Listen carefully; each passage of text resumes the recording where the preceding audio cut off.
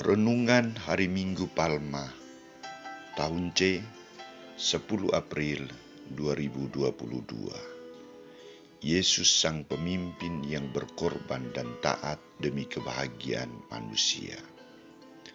Bacaan pertama diambil dari kitab Yesaya bab 50 ayat 4-7. Bacaan kedua dari surat Paulus kepada jemaat di Filipi bab 2 ayat 6-11, dan bacaan Injil dari Injil Lukas bab 22 ayat 14 sampai bab 23 ayat 56.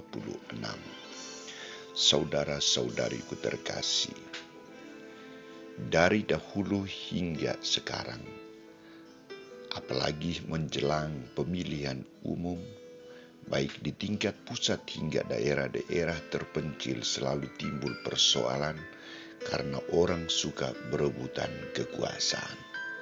Para elit politik baik tingkat pusat sampai daerah terus saja saling kritik untuk satu sama lain, malahan saling menjatuhkan karena masing-masing mencari popularitas diri.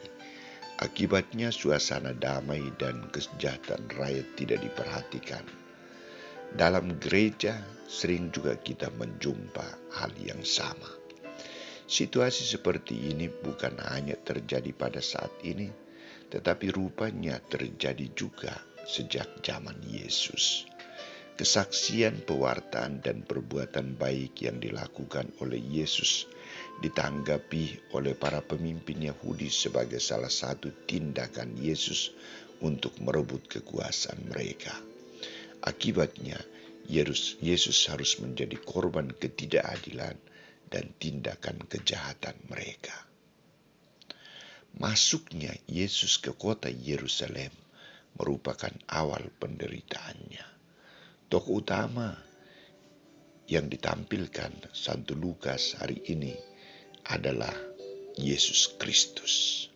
Dia disanjung-sanjung sebagai Raja Damai. Yesus adalah Raja yang menderita, sengsara, wafat, dan bangkit bagi keselamatan dan kebaikan bagi umat manusia.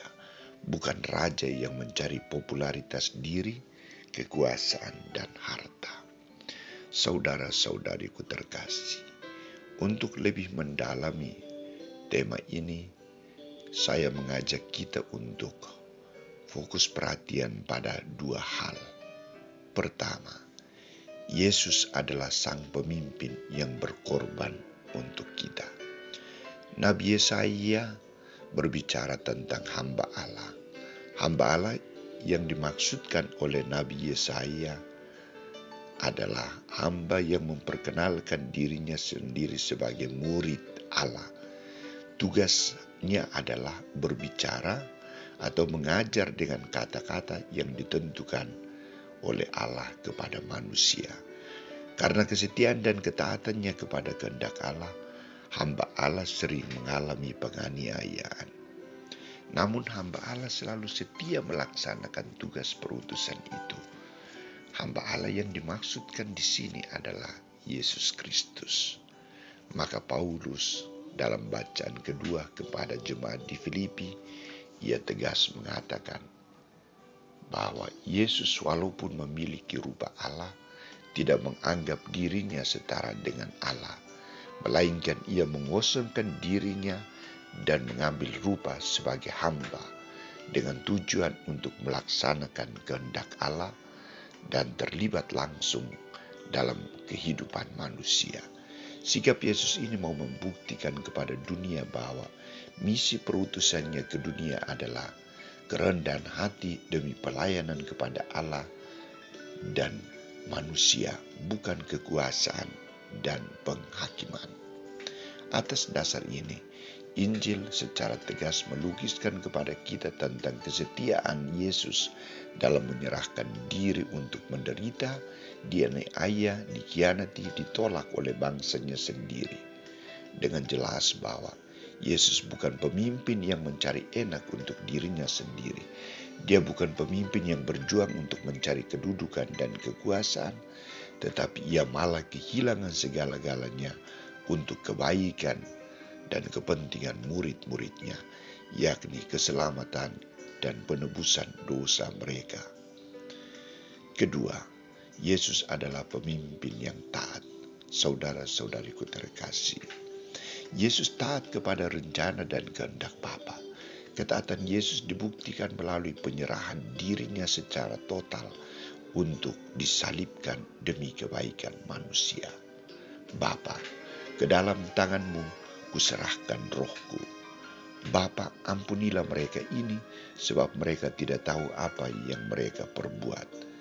Biarlah semua perbuatan mereka menjadi beban-Mu untukku. Sulit untuk meniru kepemimpinan seperti Yesus.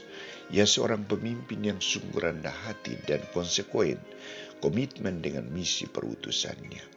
Ia berbeda dengan pemimpin-pemimpin kita atau kita sendiri yang menjadi pemimpin. Ia tidak mencari popularitas, kekuasaan, dan uang.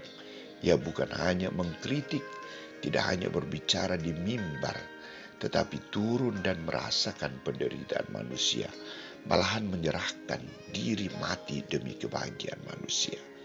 Bagaimana dengan kita? Kita sering tidak luput dari godaan-godaan untuk saling berebutan kedudukan dan kekuasaan.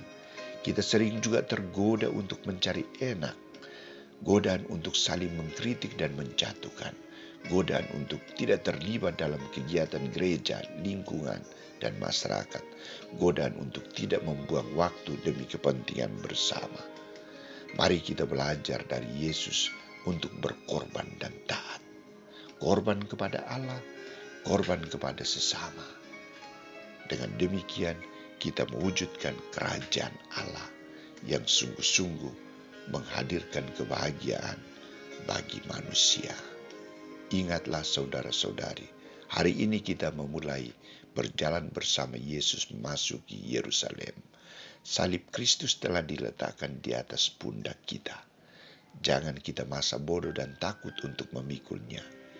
Yesus sedang menanti kita di puncak Golgota. Bila kita mampu, kita akan bangkit bersama Dia. Amin.